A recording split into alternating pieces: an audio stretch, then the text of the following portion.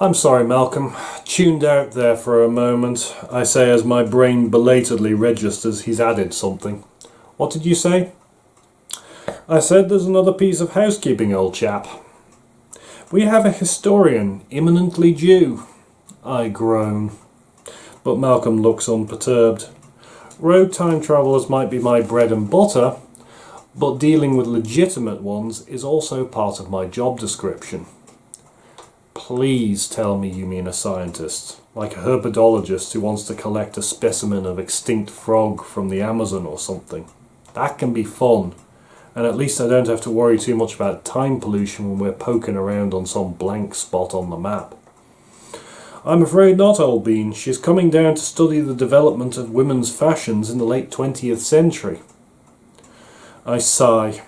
In theory, the ability to personally witness the great events of the past century should be one of those job perks I mentioned. In practice, all of those events were covered in parallel time terms long before I joined TIE. Those that come down here now want to see things I have no interest in. Plus, historians always want to get closer to the action than they should. Frankly, I've come fairly close to shooting a few of them.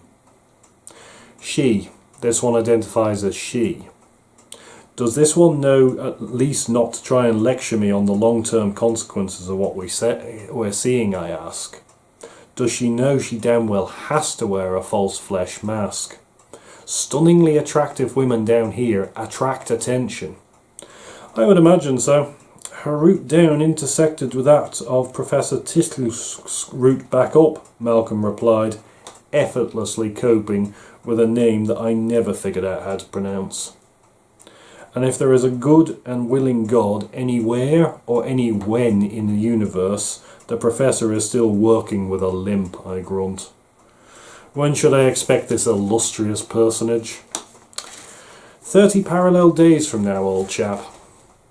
Alright, anything else, I ask before finishing the last of my tea? Not really. Whoever or whatever your assailant was, there's no reference to him in the records by the year 2000. So a neat closing off on that one. Well done. We'll have to see if anything else crops up in relation to it, but personally, I think that's going to be somebody else's problem. Still, it would probably be better for you to head down and brief Alex, just in case. My computer flags that I have been granted authorization to jump out of my era.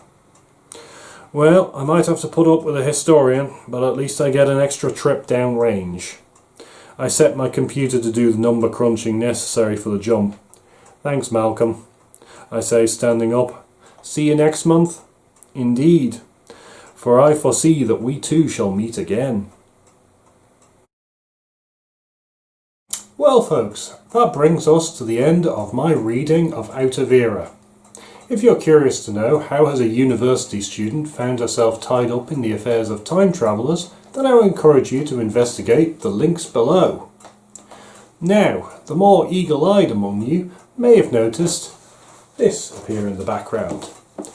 This is Bellum, the first book of my new series, The Contact War, which at time of recording is in pre-order with availability from the 1st of October 2020. I will be doing a reading of Bellum, and I hope you will join me for that. If you are interested, click on the link to subscribe. Until then, however, I will bid you a fond farewell and see you in the future.